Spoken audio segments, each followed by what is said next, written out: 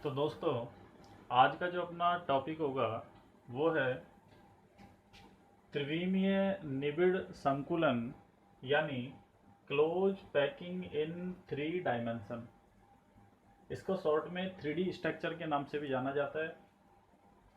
Last videos में हम ये पढ़ चुके हैं कि 2D स्ट्रक्चर में दो प्रकार की स्ट्रक्चर हमारे पास बनी थी।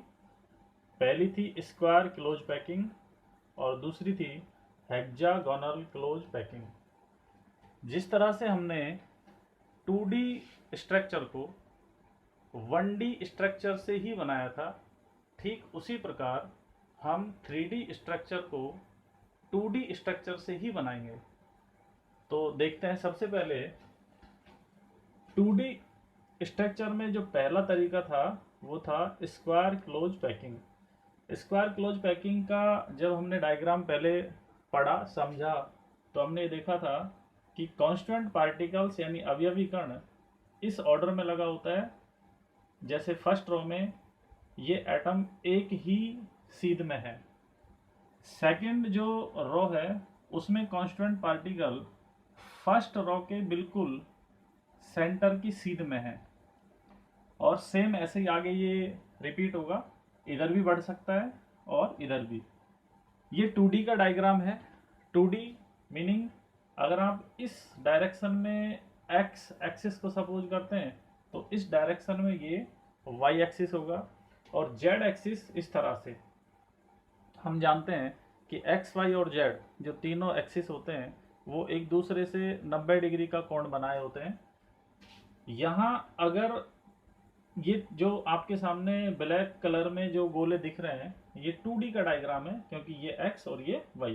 अब हमको z 3D में जाना है तो हमको करना यह है कि इन गोलों के ऊपर गोले रखने हैं, या हम यूं कहते हैं कि ये जो गोले आपको दिख रहे हैं ये एक लेयर बन गई, परत, और इस परत में जो गोले हैं इनके ऊपर अपन को एक और परत रखनी है, और एक और, उसके बाद फिर एक और, फिर उसके बाद एक और। ऐसे अपन इसको आगे तक रिपीट कर सकते हैं। इस कंडीशन में होगा क्या कि जो नेक्स्ट लेयर का जो गोला आएगा इसके ऊपर जो आप परत बिछाएंगे दूसरी, उस सेकंड लेयर का जो एटम होगा इस फर्स्ट लेयर के इस एटम के बिल्कुल ऊपर होगा। ऐसे ही इस एटम के ऊपर होगा, सबके ऊपर इसी तरह से होगा। यानी हम ये कह दें कि यदि इन 4 एटम 1 2 3 4 इन 4 एटम के बारे में अगर देखा जाए तो सेकंड लेयर के जो 4 एटम होंगे वो इन चारों एटम के जस्ट ऊपर होंगे, और जस्ट ऊपर होंगे तो हमारे पास उनका स्ट्रक्चर कुछ इस तरह से निकल के आने वाला है। आप देखें, ये जो मॉडल आपके सामने है इसमें देखें आप 1 2 3 और 4 ये 4 एटम फर्स्ट लेयर के हैं। First layer in the sense 1 2 3 4, और जो सेकंड लेयर आप इसके ऊपर बिछाएंगे, क्योंकि एटम की सीध में बिल्कुल एटम आने वाला है, तो आप इसको अगर इस तरह से समझे हैं यूं, तो आप मान सकते हैं कि ये जो एटम आपको दिख रहा है ये वाला, इसको अगर आप ये एटम सपोज कर रहे हैं तो सेकंड लेयर का जो ये एटम होगा ये बिल्कुल इसके ऊपर है, यानी इस तरह से।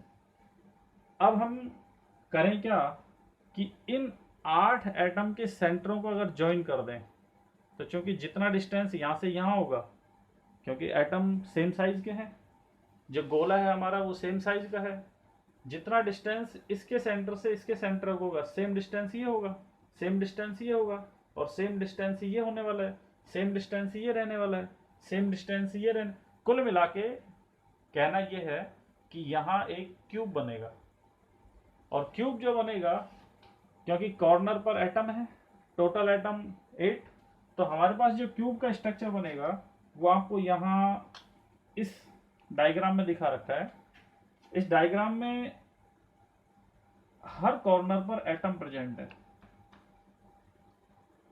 हर कॉर्नर पर एटम प्रेजेंट है। और जैसा कि हम जानते हैं कि सिंपल क्यूबिक यूनिट सेल, उसके कॉर्नर पर जो एटम रखा होता है उस कॉर्नर वाले एटम का कंट्रीब्यूशन उस यूनिट सेल के लिए 1/8 होता है। मीनिंग ये हुआ कि ये वाला जो एटम है वो इस यूनिट सेल में, इससे जो यूनिट सेल बनेगी जो कि सिंपल क्यूबिक यूनिट सेल बन रही है, जिसको अपन शॉर्ट में SC से भी बुलाते हैं। इस एक एटम का जो कंट्रीब्यूशन इस यूनिट सेल के लिए होगा, यानी मेरा कहना कुछ ऐसा है कि इस एक एटम का इस यूनिट सेल में जो कंट्रीब्यूशन होगा वो होगा 1/8, क्योंकि अपन ये पहले पढ़ चुके हैं। अब हमको देखना यह है कि इस यूनिट सेल में 1 एटम को टच करने वाले कितने एटम हैं। ऐसा हम पहले पढ़े हैं कि टच करने वाले जो एटम होते हैं उनको कोऑर्डिनेशन नंबर या उप सह संयोजन संख्या, समन्वय संख्या भी कहते हैं, और शॉर्ट में CN से लिखते हैं। तो ये जो सिंपल क्यूबिक यूनिट सेल है, इस सिंपल क्यूबिक यूनिट सेल में इस एटम को टच करने वाले कितने एटम होंगे, तो जरा देखें आप।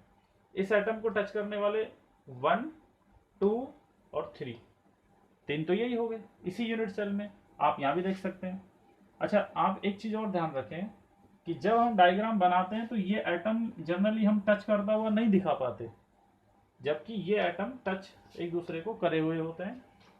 यानी इस एटम को टच करने वाला एटम कौन होगा, 1, 2 और 3। सेम ऐसे ही इस डायरेक्शन में अगर चलेंगे तो इस यूनिट सेल के बिल्कुल यहाँ साइड में एक और यूनिट सेल होगी, क्योंकि क्रिस्टल फॉर्म जब होता है तो बहुत सारी यूनिट जो सेल होती हैं वो एक ऑर्डर में रिपीट होती हैं। तो होगा ये कि इस एटम को टच करने वाले 1, 2, 3 एटम तो ये हुए, और आगे इस साइड वाली यूनिट में ये वाला एटम भी इस एटम को टच करेगा। क्यों?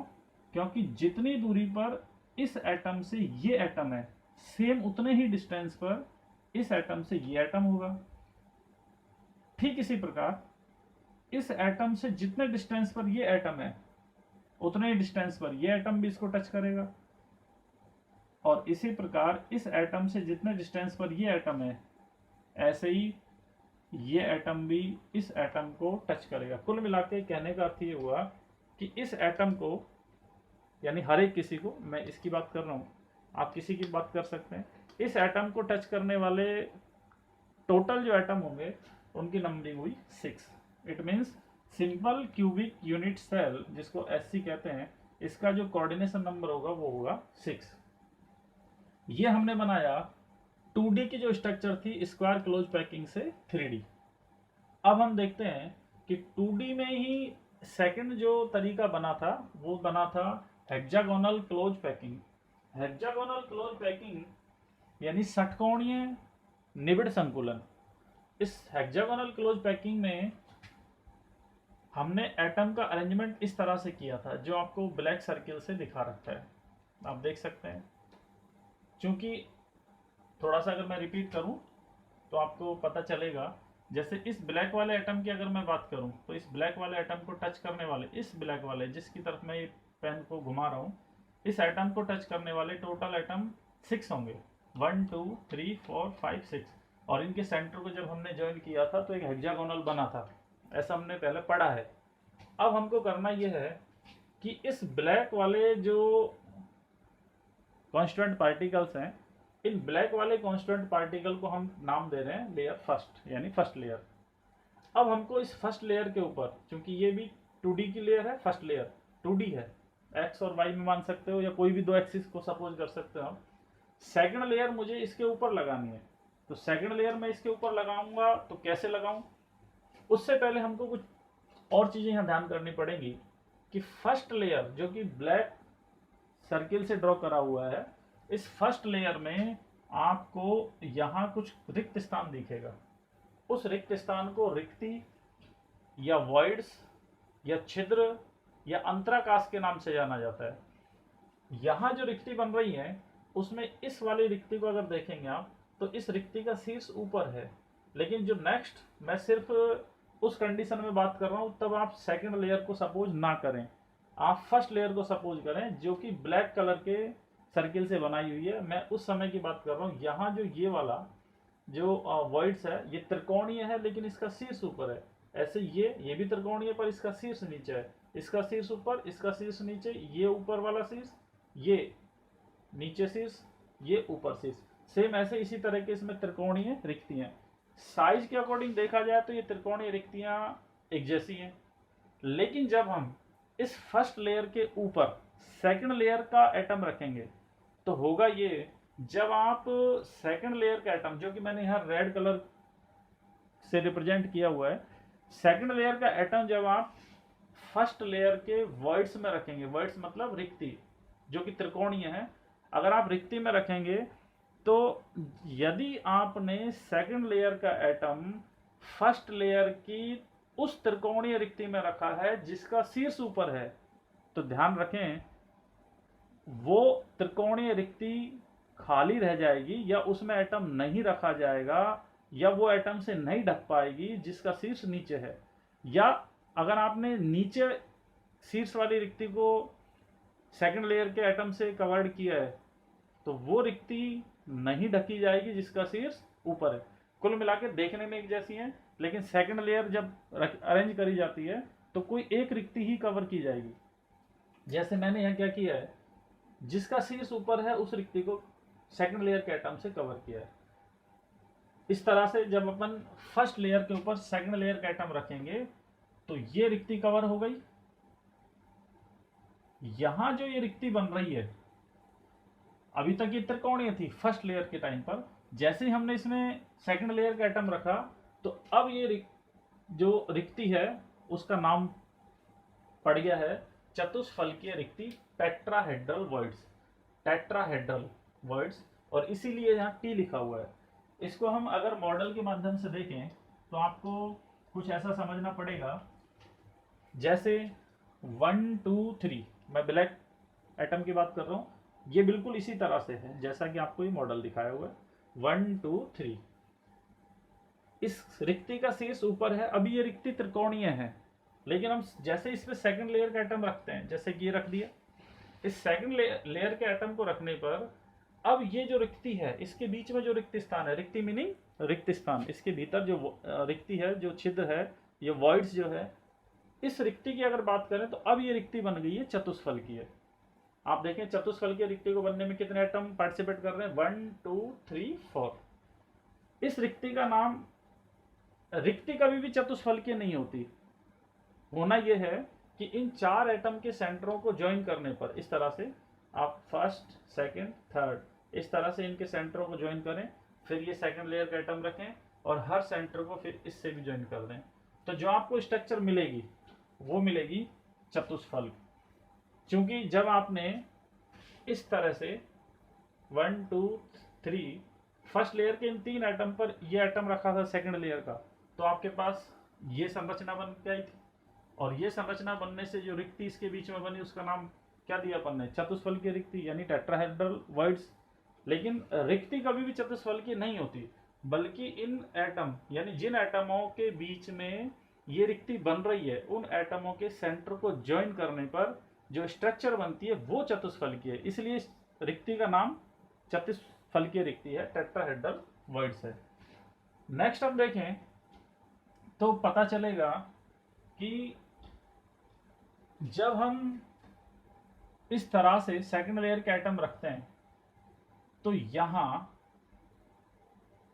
रेड कलर का जो एटम आपको दिखाया गया है, ऊपर रेड कलर के 2 एटम्स हैं, 1 और 2, यानी 1 और ये 2, और नीचे एक ये 3 एटम्स तो सेकंड लेयर के और 3 एटम ही फर्स्ट लेयर के। लेकिन आप ये देखेंगे कि नीचे वाले जो एटम है 1 2 3, मैं ब्लैक एटम की बात कर रहा हूँ, 1 2 और 3, इनके बीच का जो शीर्ष है, जो रिक्ति है त्रिकोणीय, उसका शीर्ष नीचे है।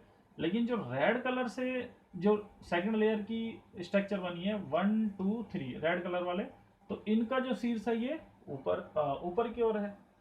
अगर हम इन फर्स्ट लेयर के 3 एटम और सेकंड लेयर के 3 एटम को इस तरह से अरेंज कर दें तो हमको ये स्ट्रक्चर मिलेगा। इसमें होगा ये कि आप इसको भी मॉडल के माध्यम से समझें।